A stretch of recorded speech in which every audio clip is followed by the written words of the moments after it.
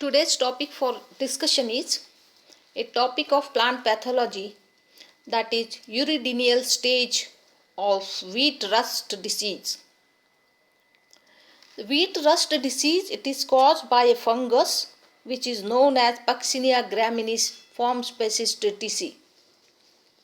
It is an obligate parasite and it causes severe losses of the crop, and this fungus Puccinia graminis, it is a heteroecious fungus. Why it is called heteroecious fungus? Because it requires two different host plants to complete its life cycle. The primary host of this pathogen is wheat plant, and secondary host is barberry. This fungus Puccinia graminis, it is a polymorphic fungus. Poly means many. Polymorphic fungus. Why it is called polymorphic fungus? Because during its life cycle, it produces 5 different types of spores. And the spores are produced, 2 types of spores are produced on wheat, that is uridospores and teleospores. And the uridospores are produced initially on the leaf, that stage of the fungus that is described as uridinyl stage.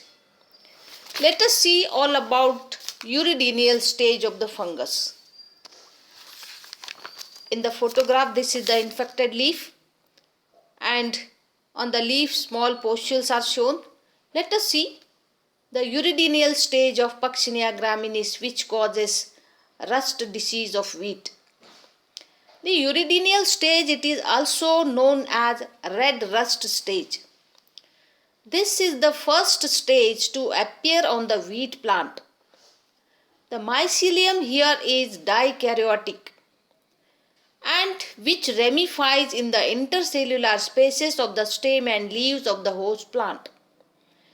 The intercellular spaces used by the fungus for its survival, and the mycelium absorb food material by sending haustoria. The haustoria are small knob-like structures which are produced from the intercellular hyphae of the fungus. These knob-like structures penetrated into the host tissue for absorption of the food. The uridinyl stage is also called as rust stage, and this stage is characterized by a presence of uridospores. Uridospores are produced. Presence of uridospore is known by appearance of prominent pustules on the stem, leaves and leaf sheath. The pustules are developed. What is pustule? It is a sorus. It is a group of spores. Many red colored or dark brown colored pustules are developed on the leaf. And these pustules gradually increase and may merge into one another. And the uridospores are produced in Uridosorus. The pustule is also known as Uridosorus because it consists of uridospores. It is also called as uridinyl. Okay. During the time of uridospore formation, the hyphae of dikaryotic mycelium collect near the surface of the infected portion of plant, and from the hyphae arise numerous vertical parallelly arranged sporophores. Sporophore, these are the stalk-like hyphae. The terminal cell of sporophore divide transversely into a basal cell and upper spore initial cell. The former does not divide further. The latter again divides transversely into an upper spore cell and lower stalk cell. The stalk cell elongates and forms the stalk of the uridospore. A mature uridospore has a stalk-like structure which at its tip bears a binucleate cell. This is usually ovoid with 2 wall layers, namely outer wall is known as exosporium and inner wall is known as endosporium. Exosporium is thick and designed or spiny that protect the inner content, while the inner wall, that is endosporium or intine, it is thin and colorless and soft.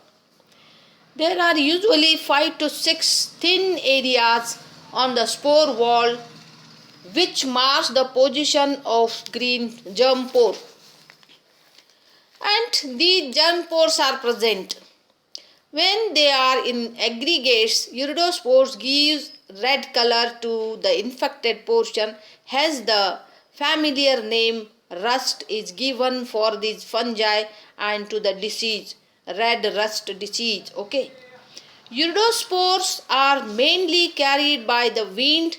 They are usually produced during late February or early March and continue to produce during summer if conditions are favorable. Hence, the disease spread rapidly from plant to plant and may become epiphytotic. It becomes very serious and destructive. After falling on another wheat plant, and if conditions are favorable, iridospores start germinating. The time taken for germination depends again on the environmental factors existing in that area.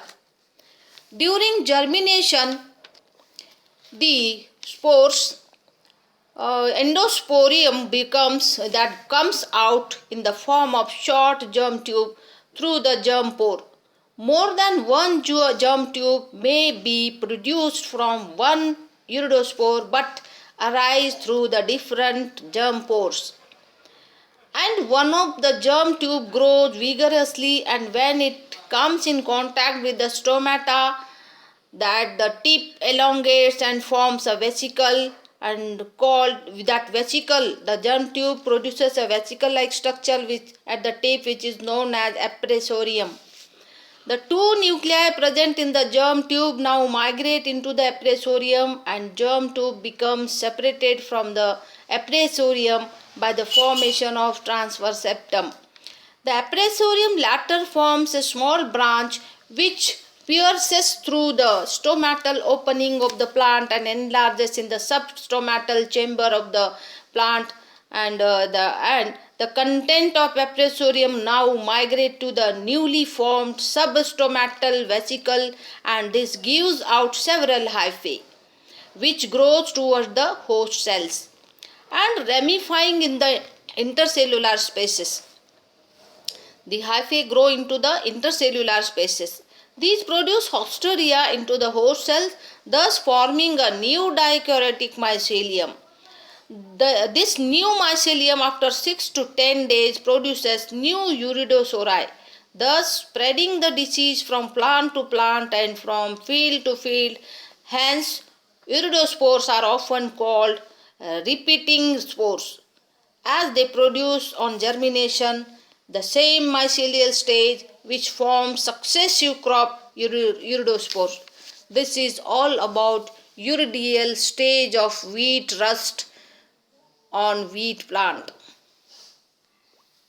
Thank you very much. Save trees, save earth.